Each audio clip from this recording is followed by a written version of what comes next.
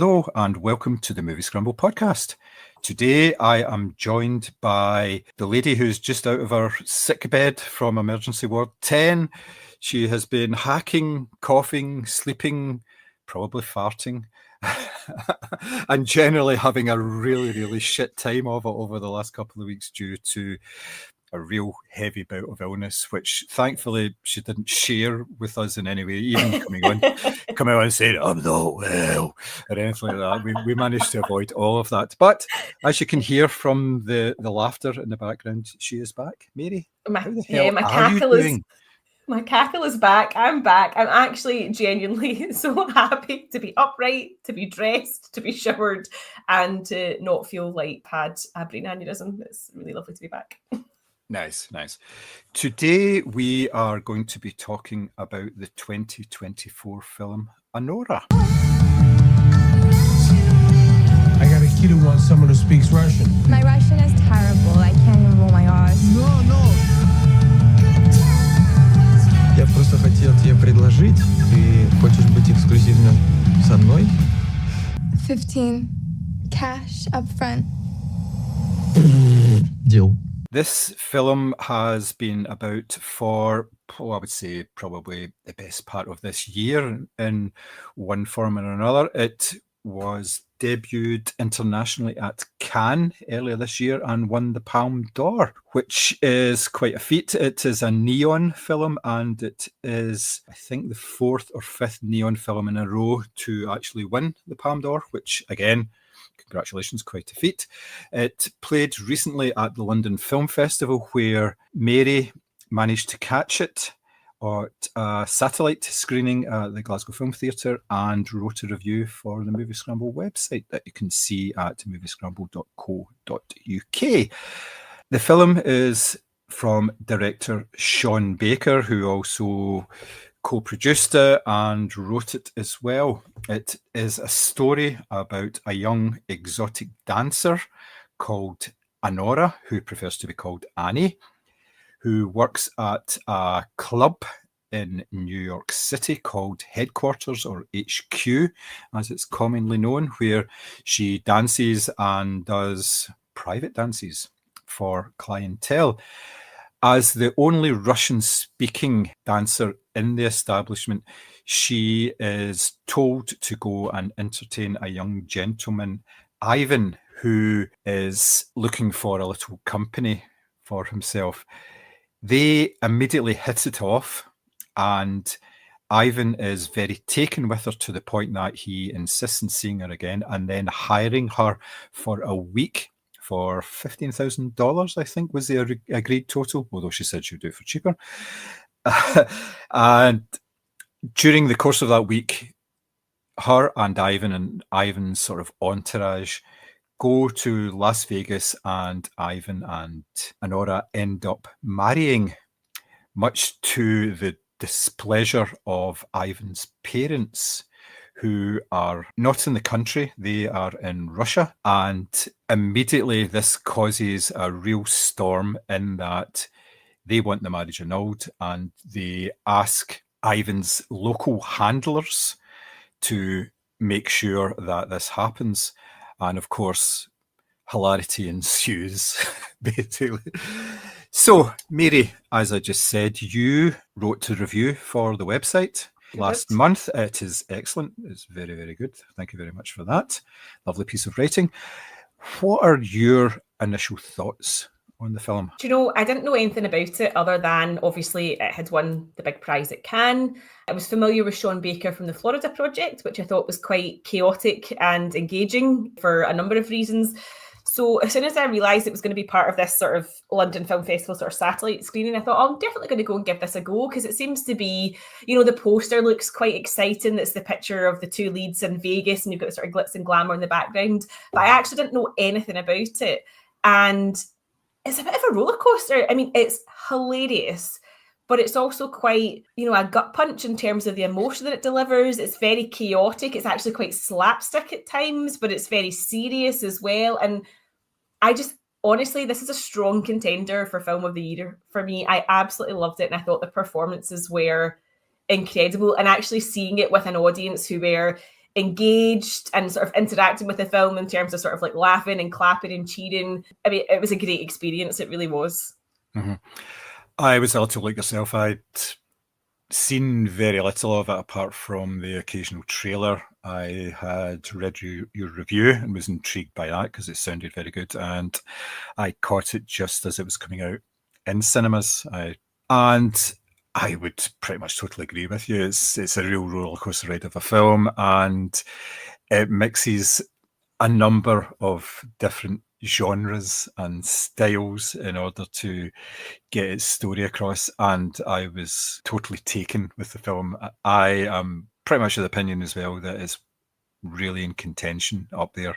One of the best things that I have actually seen this year, which was a real surprise to me, which, you know, you just don't know. And it's one of these nice surprises. And I think partly because I didn't know very much about it apart from who the director was and everything. Now, the film itself doesn't really have any sort of big names in it. The biggest name, I suppose, is the actor who plays Annie, who is Mikey Madison. She has been in a number of things over the last couple of years, but she will not really be a name that is known to a lot of people. Now, in this film, she's pretty much in it all the time. There's maybe a couple of scenes where she's not in it at the most, so it is centered around her. How do you think she did? Oh, she's incredible. I mean, I've heard a lot of talk about this being her sort of breakout role and whatever, and I can absolutely see that because she completely dominates the film in a way that is so fascinating because she's totally removed from any sort of cliched, you know, I've seen comparisons to sort of like Cinderella and Pretty Women, and yes, that is kind of the basis of the story, but she's so sort of removed from any sort of cinematic cliches. She's not your tart with a heart or your hustler or anything like that. She is a very fleshed out human being, and you know, at times her character is frustrating, at times she's funny, at times she's aggressive. I just think that I don't know how to explain it, but you feel sort of consumed by her. Like whenever she's on screen, you are very much looking at her and you want to see what she's going to do next. And it's, again, sort of mirror the roller coaster of the film. Her performance has lots of kind of highs and lows in terms of the gamut of emotions that she's running through. But I just think she's so compelling, and not just for the, you know, the obviously very sort of unique dance sequences that she's involved in, but I just feel like you're completely drawn to her as a character. And yeah, what a phenomenal performance. She's, you know, obviously quite a young actor. This presumably is one of the heavier roles that she has taken on, and my God, does she deliver. Like, it's one of the best lead performances, male or female, that I have seen this year. She's incredible.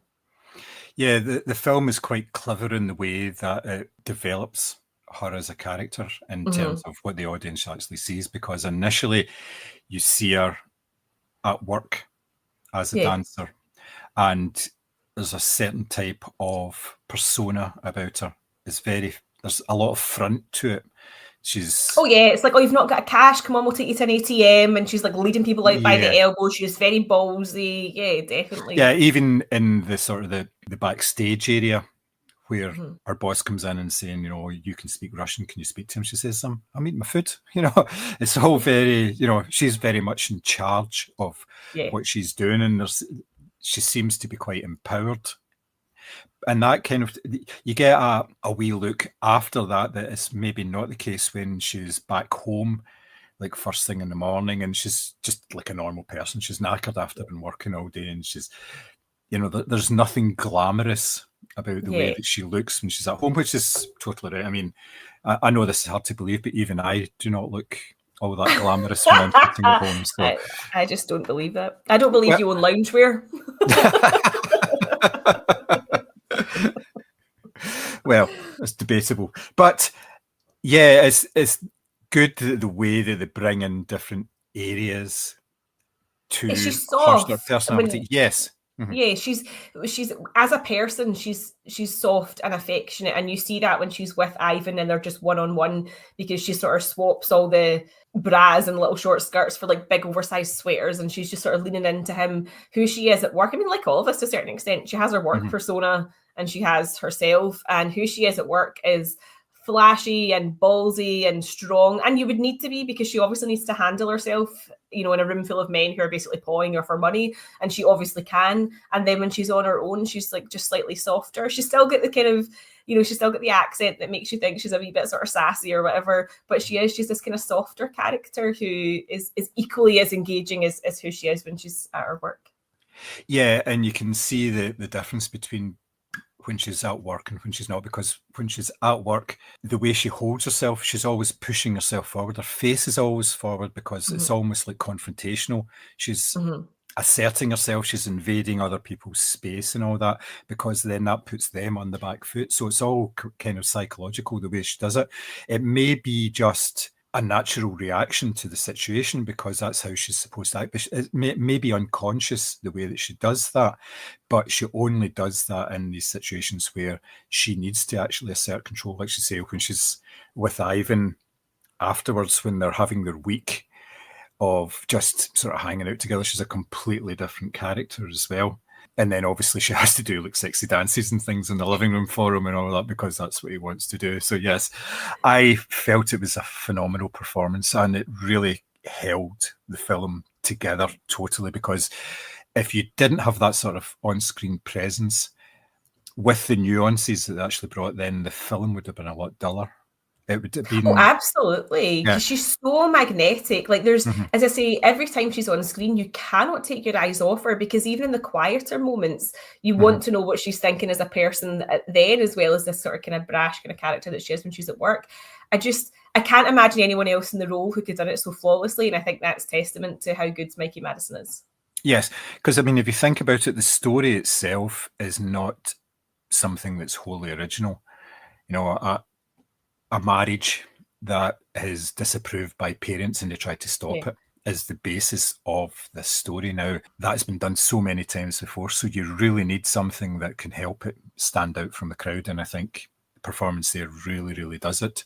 And I would like to see it getting recognised in some way, but I don't know if it would. Pretty much based on the opening 15 minutes of the film, which I think Hollywood is too prudish for this type of film, whereas you can see why it's done well in the European festival circuit. This is exactly the type of film that European directors and actors would not be afraid of, but I feel like this is very much the type of film that Hollywood is afraid of. Yes, it's, if you have not seen the film, then yes, be aware there is a lot of female nudity in the first couple of minutes of the film, and it's actually necessary for the plot. It's not just been shoehorned in there. When you have scenes within an exotic dance venue, then you do expect that that's what you're actually going to see. So yeah, it's no surprise, and it's not done in a way that actually is titillating. I would say it's more done in a way that it's a transaction more than anything else. Absolutely. I think because the way Mikey Madison sort of embodies her character is of this confidence, like it just seems so natural. So again, it's not like it's like somebody walking from their bedroom to a shower like naked. It's just like you're going into the shower and that's why you're naked. So it's a very, for her, that's her job. So it's a very obvious reason as to why she would be naked. And I think her confidence about it means that you're not sort of looking at it going, because the thing is, the character of Ivan is sort of deeply unsexy, and so there's nothing about it that makes you think, oh, that's a bit much, or that's a bit, you know, too strong or whatever, because the way his performance sort of counteracts hers, there's nothing about this that makes you go, wow, that's erotic. Yeah. Speaking of Ivan, he was played by Mark Edelstein, or Edelstein, as it's unanglicised. Yeah. He is the young boy. I was actually surprised at this because in the film he says he's 21. Now he doesn't. It's about 5. Yeah, I was half expecting at some point during the sort of latter part of the film, when they were trying to get it annulled, with someone saying, you do realise he's only 17 years old or something like that. Me too. I was totally expecting that. Yeah. Obviously that didn't happen because he is actually a 21-year-old. That would raise all sorts of other issues in terms of like statutory rape allegations and things like that as well, which I don't think the film really wanted to go towards. So anyway, we've talked about the main character here. Now, a film is nothing without the supporting characters around it. And we have actually mentioned the character of Ivan, but there is also a number of other characters in it. When things start to kick off, the Russian oligarch takes some control over it in that he gets his US-based minders to actually try and take control of the situation, which is something they should have been doing all along, to be perfectly honest. So there is the character of Toros, played by Karen Caligulayan, who has actually been in all of Sean Baker's films to date. He's one of these Lucky Charm actors for Sean Baker. And apparently this film stemmed out of a conversation between them 15 years ago, where they said, we should be looking at something to do with the American-Russian community and the American-Armenian community. Now, Karen plays an Armenian handler who is supposed to really look after the Russian oligarchs' interests in the States, and his interests in the States at the moment is his son Ivan, who is there in principle to study and get qualifications so that he can come into the family business. Ivan obviously has other ideas in that he's living in this lovely big house that's owned by his parents, and he's doing basically whatever the hell he wants every day. Sometimes twice at night. There's a lot of playing the PlayStation, going on random trips, and finding yourself at the bottom of a beer bottle or a vodka bottle or whatever it is. There's definitely not much studying going on. So obviously the main supporting cast comes from Toros and his two, we'll say goons for want of a better word. These are the guys that basically are supposed to carry out the orders as well. What did you think of them? I'm so glad we're talking about them, because I absolutely loved them. Like the scene where Toros is obviously participating in this like Orthodox like baptism or whatever, and he has to go because he's realised that Ivan's fucked off.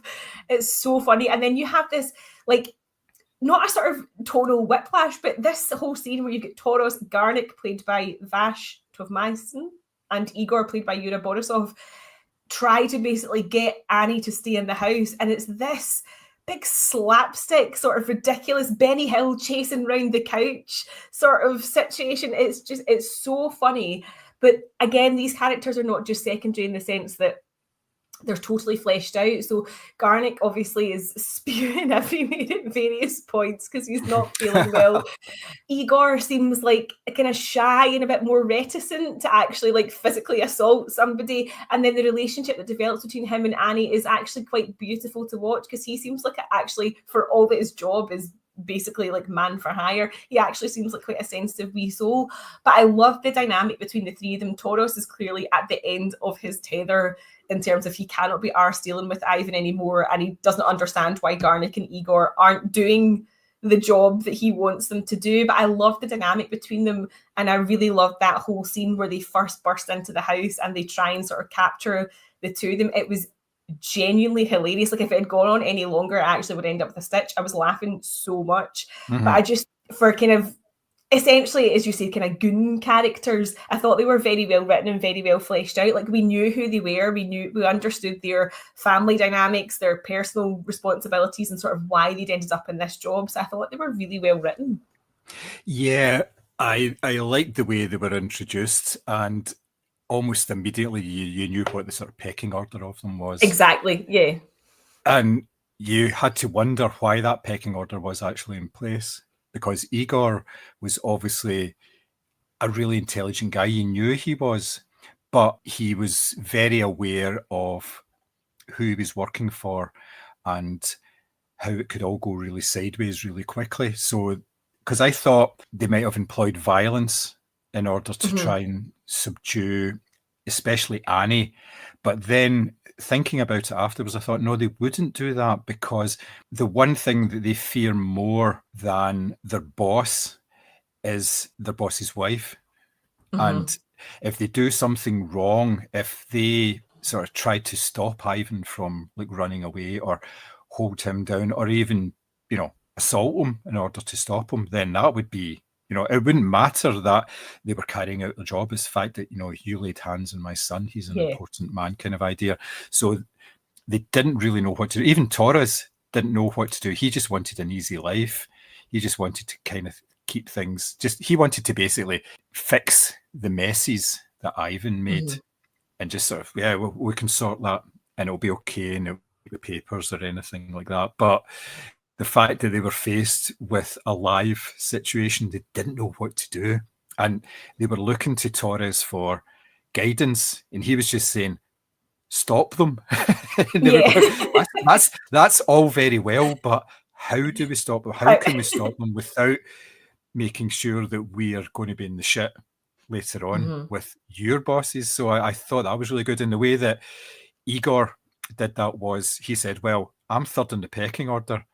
I will do whatever you say, but I'm not doing anything else. I'm not going to take any initiative here. And he left that to the other guy, and he was the one, obviously, that ended up getting concussed and getting all sorts of things happen to him, which was particularly hilarious at the time. It was unexpected, I thought, as well, because you expect these guys to have a certain level of professionalism about how they do things, but there was no professionalism in the way that he tried to stop Annie at all. It was really honestly funny. The scene where they had tied her up with the telephone cord or whatever, and she's sitting on Igor, and she's like, well, he's obviously going to try and rape me, and that's like, he's like, no, absolutely not. And he's like trying to like show that he's not going to, and he's so appalled that she suggested this. But again, she's looking at it the way we as the audience are looking at it, going, oh, these are basically men for hire. They're obviously going to beat the shit out of the two of them. But actually, they were trying to sort of take a diplomatic approach, which obviously didn't work. Yeah, I think part of that was to do with the fact that, like, Torres realised at some point they were going to have to stand in front of a judge in order to get it annulled. Now, if both of the people were trying to get it, both of the people involved in the annulment are standing there with bruises and blood on their faces, then it's not really going to be a good look in front of somebody from the law, is it? So, I thought it worked particularly well. And then, obviously, in addition to those characters, you got the mother and father coming in as well with the second half of the film. Now, did you think it was a good introduction to those characters? Absolutely. Honestly, the minute I clapped eyes on the mother character, I was like, she is a bitch. Like, you just knew immediately. And the dad, for all that he was sort of wanting his son to get into line and essentially take over the family business and grow the fuck up, basically, he was kind of chuckling away at some of the antics that his wife found so horrific, whereas she was very, and I don't know if this is maybe how it works in Russian society, because obviously I don't know about it, but she was very concerned about sort of place, and she couldn't have her son marrying someone who she deemed as lower. And the business was important, her reputation was important, and obviously looks were important as well. She had that sort of kind of Ivanka Trump thing going on, with the sort of quiff and the blonde hair and the big fur coat. So her position was very, very important to her, and she was someone who you kind of got the feeling she maybe didn't come from money, and that's why she was clinging on to everything that she had, because she was super dismissive to everybody that she didn't think was on the same level as her.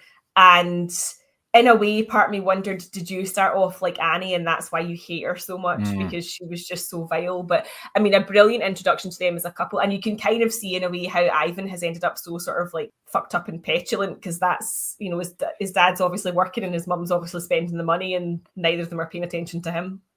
Yeah, the only attention that he's actually getting paid is with respect to his future as in getting involved in the business. So he's obviously in New York to study in order to get some sort of business background so that he can go back and work. So it's almost like his whole future is mapped out for him, and you can see that that's a very sort of driven mother that's doing that. This is partly his father, but his father's more in the background. He seems to be more sort of the figurehead of the organization.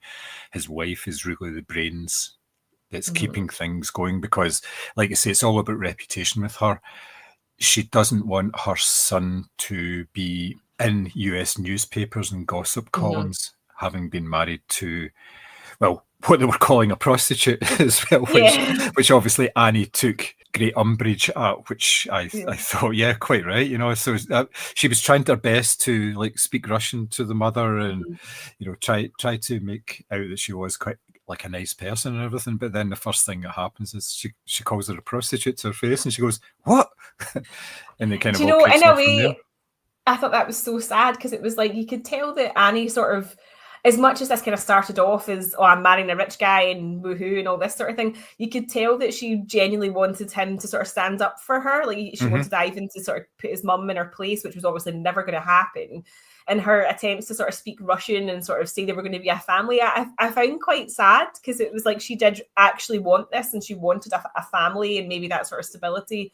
But as you say, she was essentially insulted to her face within seconds of meeting this woman. Yeah, you've got to wonder though why she had that impression of Ivan that he would actually stand up to her, because for so much of the film previous to that, he basically acted like maybe like a 12, 13-year-old boy who had... Even the way he has sex is like somebody who's just discovered a vagina for the first time. It's like going at it at a rapid pace, and all he wanted to do was play PlayStation and just sort of hang out with his friends. But then I think maybe because she was obviously a grown-up and knew how to handle certain situations, she expected he would be the same just because we were kind of age with each other. But he was just a child, an absolute child. Yeah, it was very telling, the scenes where he was more interested in playing the PlayStation than actually spending time with someone who he had paid $15,000 to have with him. So she was expected just to sort of like, you know, snuggle up on his chest and watch him playing whatever tell game how well he'd done. Yeah. Oh, you're doing really well, and all this sort of stuff. I did sort of look to Chris when that was happening. I was like, And probably we say like that. Yeah. Because anytime I come up and he's gaming, he'll be like, "Oh, I've just defeated this. Do you want to see it?" I'm like, sure. So I did a wee chuckle at that to myself. But yeah, I kind of felt sorry for her because I thought she actually wanted him to sort of say, "No, we love each other and this is genuine," and he really let her down. He was just became a sort of petulant wee idiot. Yep. You mentioned there a little about like customs, and obviously this is based around Russians and Armenians. Now, do you think there was a certain disconnect for most of the audience because it was to do with those? Is there things that we probably missed in terms of sort of cultural themes in here?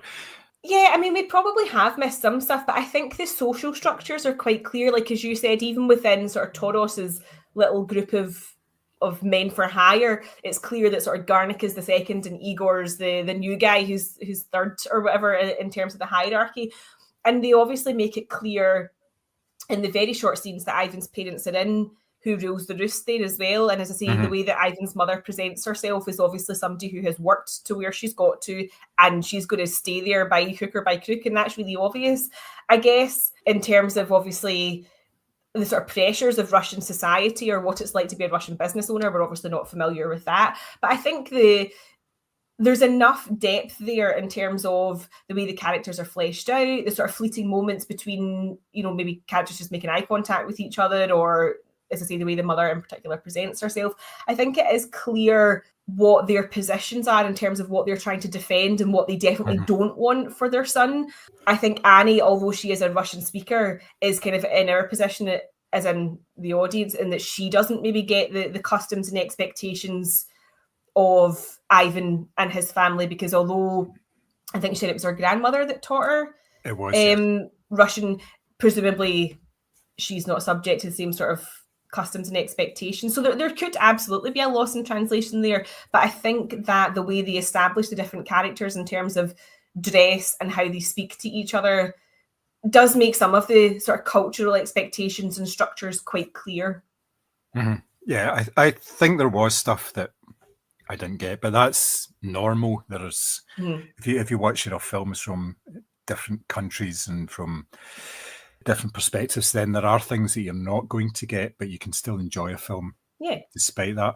It was quite clear about the whole structure of the sort of Armenian Americans, because obviously Toros is, he must be some sort of head of the sort of the community there, because he was the godfather to Ivan as well back in the day. But the first time we see him, he's actually the godfather again to another child. And the fact that he's able to come away from that ceremony in order to deal with the problems without anybody, especially his wife, saying to him, no, you stay here, you do this, kind of shows the sort of relationship there that in sort of an Armenian American, then it is the sort of the male dominance of that. But yet when he comes away from that situation, he is completely subservient to his Russian overlords because he's doing their bidding.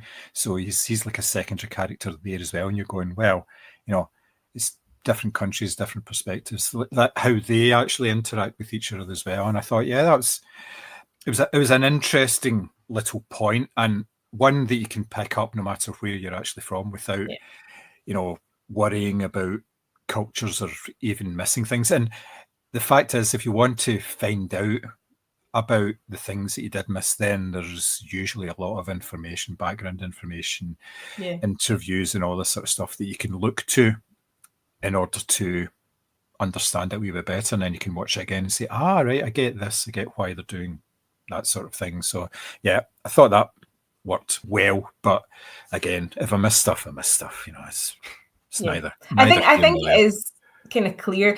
Taurus is a sort of interesting character in the sense that he seems to obviously be this sort of business overlord within his own community and competent in that sense, but when he is sent to deal with his boss's problems, he suddenly becomes slightly incompetent and can't quite live up to perhaps his reputation with his own community. So there's a sort of interesting dynamic switch for him, and that he goes from being sort of the big boss and the man who, you know, can bless your children and all the rest of it, to somebody who's just dealing with this, you know, 21-year-old wee fanny who won't do as he's told. So yep, you should have that as a tagline for the film. So the film itself, we've talked about the actors and everything like that. What did you think about the way that it was presented on screen, sort of the sort of style of it? Now, Sean Baker is a stylistic filmmaker. He's done various things in the past, but not stuck to them. He's not dedicated himself to one particular style of film. And I think that kind of showed here. I think this is his 7th or 8th film. So he's kind of mixed things up a wee bit. Whereas like for the likes of Tangerine, it was highlighted that the film was shot on iPhones. And it was shot very quickly. And it was obviously lots of, well, with iPhones, it is handheld, obviously, I was going to say. But it felt that sort of way. It was very sort of kinetic. It was always on the move and stuff like that. Here, there's a bit of a mixture of it. What did you think about the way that it was actually sort of put together that way, and the sort of styles that was actually employed? Yeah, it definitely feels like a lot bigger than any of his sort of previous works, just in terms of the kind of the scale of it. And in a way, it's kind of flashy and exciting on a sort of Vegas style scale. So kind of funny that they end up there, because it is very sort of, you know, the opening scene is all like glitter and erotic dances and sort of club music and all that sort of thing, but it's also really intense. Like I felt like the camera work was quite often, especially in those opening scenes, like you were basically sitting on somebody's lap watching them getting, you know, dance on or whatever. So I felt like the camera work was quite interesting in the sense that it often really put you in the place of the characters. And then you've got that intensity that then opens right up, because when we get into Ivan's house, it's obviously designed to emphasize, you know, space and how wealthy this family is. And so the shots really pulled out. There was quite a lot of scenes where him and his friends and Annie were maybe around a kitchen island, but the camera was completely above them. So you were just getting this sense of scale. And then back when Annie meets his parents, it's all very closed in, and you're basically sitting next to his mum on a really tense flight back to Nevada again. So I thought that he really played around with sort of scale and intensity to sort of emphasize what the characters were going through at that particular moment in time. But it also felt, just as a whole, a lot grander than any of his other stuff. I still think it has the sort of chaotic kind of movement, like the camera often follows Annie in particular around, and sometimes she's, you know, running down a street or whatever, and you're kind of thumping after her. And certainly when there's all the chaos going on with the Russian goons, you're following them in a sort of epic frenzied motion as well. But I would say that it's probably a bit more smoother than some of his other stuff in terms of its, as I say, there's just something a bit more sort of polished looking about this. And that's not to say that his other work's not really good. It is. He's a very interesting director, but this certainly feels more sort of scale than his previous works. Yeah, you can tell that he's been given a bit more license and probably a bit more money as well in order to put this together. So yes, it is a bigger production, and he's used some quite interesting techniques. I think it was a couple of 360 sort of bits in the film as well, which is always nice because those are really difficult to actually pull off, those type of shots. And there was one, I think, where the camera was actually mounted on the bonnet of the car as well. Yeah, I saw the traveling through. Is that not when he spews? I think it is. Actually. Yeah, so that's there was ones in the inside and ones in the outside as well. I think so, and it kind of mixed it up to an extent that there was a lot of different styles, but the styles fitted the scenes very well. Yeah. They weren't just done because it was like, oh, we have to have this particular type of scene shot in this way, and then we need to have that. It was done to complement the story and the sort of plot beats and everything as well. So yeah, it was very, very cleverly done. And a lot of it was kind of grainy as well, because the film was actually shot on 35mm film rather than like digital. So because sometimes they do it on digital and then process it so it looks a wee bit more grainy and everything. But this was actually shot in that way, and it was done in such a way that it looked even more grainy. So yeah, I felt that in Vegas in particular. I felt that looked sort of like kind of like almost sort of. I actually thought it had gone through a treatment actually. Yeah, so that's interesting to know that it was just shot that way. It's a part of a camera technique. It's a way like they change the way that the film actually goes through the camera, so it's a wee bit off. So therefore, it does look a wee bit grainier and everything. It is a technique that's been used like a number of times, but it was intentional the way they did it, and I think it was done to show that even though they were on this sort of glamorous trip to Vegas, it was kind of seedy still. It was reality is different. Yeah, the reality is it's a bunch of like sort of early 20s kids like messing about in Vegas, and the only reason they're getting away with what they're actually doing there is because they've got lots of money, and because you saw like when they turned up at the hotel and the room wasn't ready and all this, the room will be ready shortly, and they were just like, he was just like, wait, come on, what are you doing, all this? And the manager was very pleasant, and yes, we'll get it sorted for you right away. But as soon as they moved on, he was like, oh, for fuck's sake. Yeah. It did actually really make me feel for any sort of like service or hospitality workers who do have to deal with like millionaires' children who obviously can come and spend and do whatever the fuck they want, and therefore think that they can speak to people however they want, and these poor people are running around trying to make. And ultimately, the room that Ivan like rents or whatever ends up sort of like trashed, and there's stuff everywhere, and it all feels just so disrespectful as well. But he doesn't have any notion that he's being disrespectful. He's just there to spend money. Yeah, I like the way that the filming as well emphasized some of the comedy elements. There's a bit where they when they're actually they're on the boardwalk and they're going between two places, and rather than going the car, they say, oh, it's just up the road, we'll just run. So therefore they have to run up the boardwalk. And I thought that was good because in like a more serious film, it would just cut to them actually arriving as well. So, but that's just that sort of emphasizes the whole sort of the comedic side of it, if you like. So I was particularly impressed by that. So having spoken about that, what did you think about the pacing of the film, the way that it was actually put together? I think it flies in. Like, I think it's a really well put together film. And it's funny because I feel like I've watched a bunch of films recently, Ambulance, where I've been like, this needs, half an hour chopped off, an hour chopped off, whatever it is. Or, I feel like that really dips in that section. Where this has no dips, no pacing issues. It plunges you right into the story. The characters are super well fleshed out.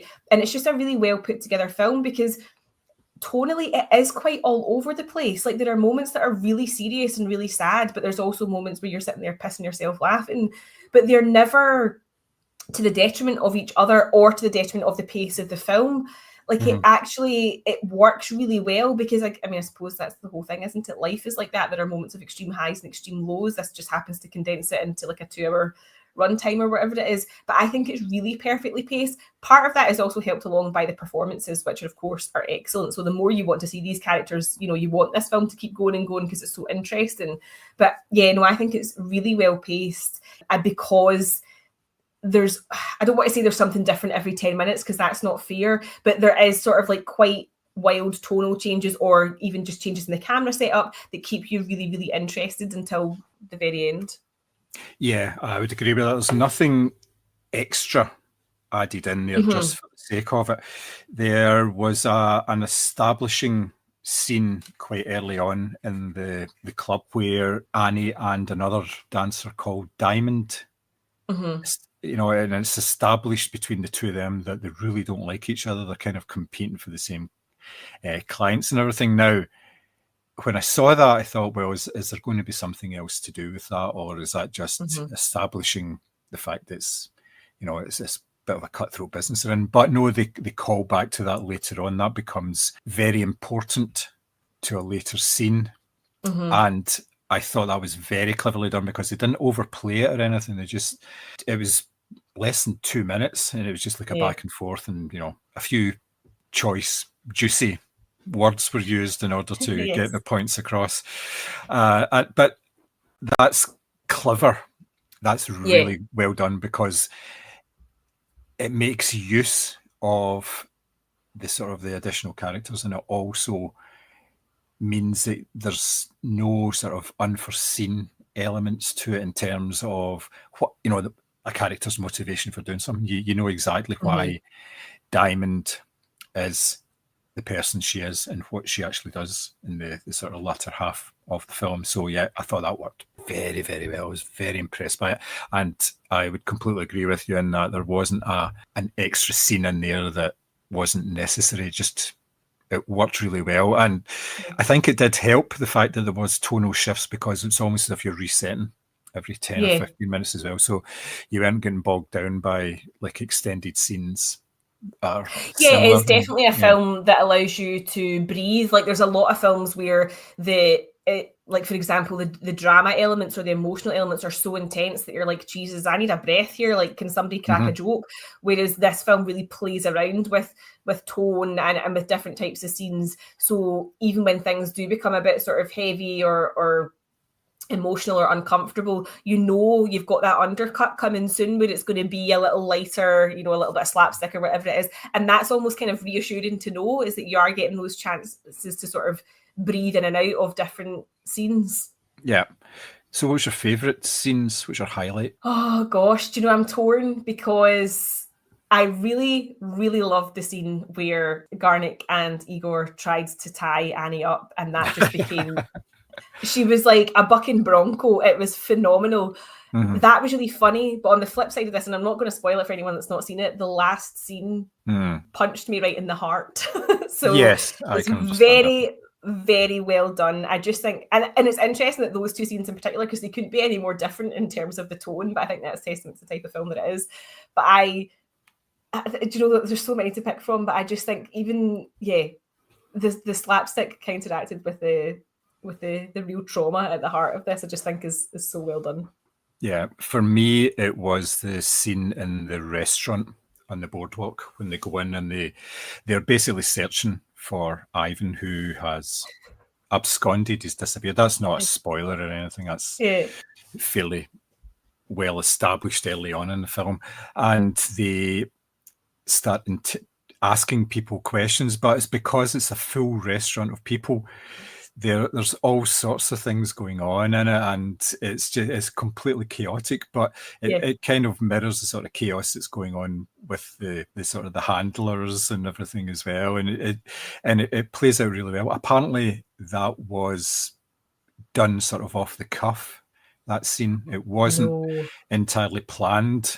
There was a private party in the restaurant, and they sort of gate crashed the private party with sort of handheld cameras, and they had obviously some of the actors, but some of them were like genuine patrons of the restaurant and everything as well. And I think it works really, really well. It's one of the sort of real sort of standouts because it feels sort of chaotic and it feels real because of that, because there's not a lot of structure to the way that things play out, and it doesn't, there's no great action scene, or there's no great revelations in it or anything, but just the way that it's just all over the place, because there's people going, what the fuck is actually going on here? And he takes the microphone and everything and start, do you know this person and all this? At one point I thought, he's going to start karaoke here, That's what I thought. It's so funny that you say that, because I did wonder, because how much of this is maybe improvised, because also what I will say is this film feels so real, because see, anytime they do go into a restaurant or HQ or whatever, they're full. So now in films, obviously, when you have setups and it's like you can see there's no tables round about in use, whereas this was all like full on, and as you say, there was a party in full swing. So, but I think that's why it works so well, is because they are right in the middle of these very busy establishments, as they would be, like, on a Friday night or whatever it is. So that is hilarious, though. I cannot believe the gate crashed a party. That's phenomenal. Yeah, it's pretty decent, isn't it? So, in your review, you started off with the mention of a certain British middle-aged pop band. Take that. What did you think? Was that a surprise? And what did you think about the music and stuff that was actually in the movie? Oh, I thought the soundtrack was incredible. I just did not anticipate that Take That's Greatest Day was going to be a stripper song. And I actually cannot stop listening to that remix. It's so good. But I thought the soundtrack was excellent. I liked, again, so sort of what I was saying about how like the clubs and stuff were full. I like the fact that they were sort of fleshed out in themselves, that there was always music on. It was always exactly the type of music you would anticipate in a erotic dance club. It was all sort of like kind of thumping techno. And then I liked sort of in the quieter moments as well, where it was just, you're allowing the characters to sort of do their things. I think that there's a lot of scenes that are kind of drenched in sort of like neon or glitter or sort of Vegas lighting or whatever, and the music that they choose to go with that is just absolutely like spot on. It's exactly what you want from that type of scene. But yeah, Take That Greatest Day techno remix, that might just make it to my Spotify Wrapped. There isn't an official Anora soundtrack album, I don't believe, but there is a playlist on Spotify which lists all the songs that were actually in it, and yeah, there's a lot of thumpers on there. So including Tattoo, which yes, I think I would hear that again. Yeah, that was so funny, because I had recently, I can't remember what it was. It was like, it must have been a certain anniversary of that song being released, and I remember watching an interview with one of the girls, because she's changed quite remarkably, and so that was in my head. And when that actually appeared in the film, I was like, no way, I have just read about this. So yeah, I mean, honestly, makes complete sense though, because they were obviously Russian tattoos. Yes, I kind of got that. I thought that was pretty good. It was pretty decent. So I've asked a number of questions here, and you provided some very beautiful insights. Is there anything you think that I've missed? Anything else that you want to sort of bring up with regards to the film?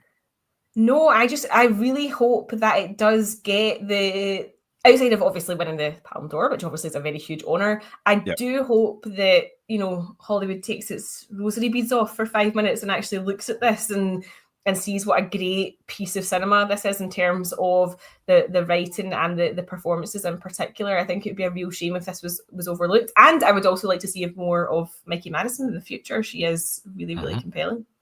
Yeah, I think, as you said, this is her calling card for the majors.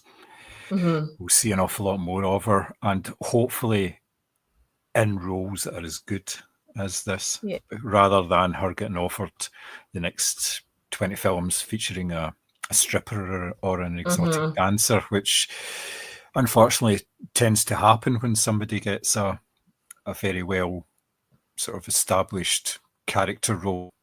The same way, if you play a villain in a film, then the next so many offers you get are villainous. So it's but yeah, I thought the film, I can't really think of anything more to sort of add to it, because it was a very, very good film, and like you, I hope it does get the recognition, or the more recognition going on as well. So, but we shall see in the fullness of time. We shall see.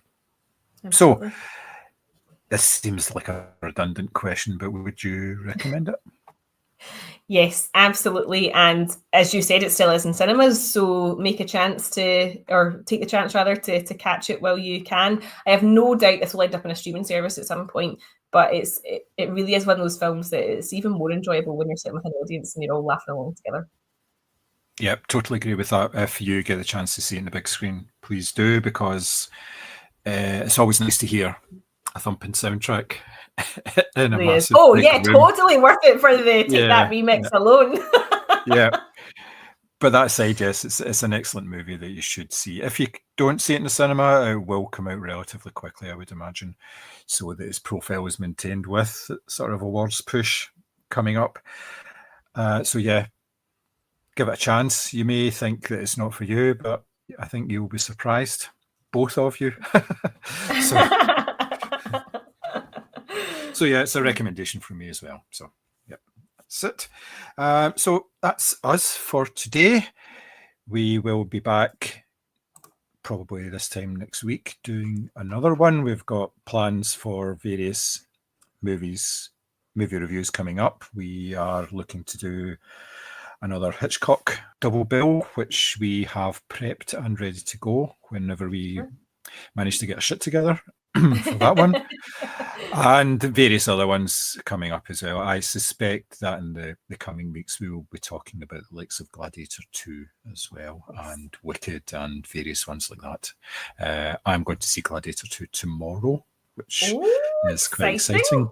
A wee press screener of that, so it's all good. But if you would like to get in touch with us, we are available at the usual places on social media. Just search for Moviescramble. Please give our website a wee look. We've spent a little bit of time updating it and bringing it into the 21st century, so actually it looks better than something from MySpace or an AOL site from the 90s. Yeah, something like that. So yeah, please give it a wee look and let us know what you think about it. If you have any suggestions for the podcast, again, get in touch with us. You can get us at podcast@moviescramble.co.uk or get us individually on various socials as well. By now you should know where we are. I am at John Scramble on what was formerly known as Twitter, and Mary is at Miss May Peas, is it? Miss May Peas, yeah. Yeah, it's a childhood nickname, so I'm not being weird. Yeah, weird in so many other ways that you don't need to do it with that, so that's fine. Exactly. Yeah, so that's good. So thank you very much for lending us your ears for a little while, and we shall see you soon. Cheerio. Bye.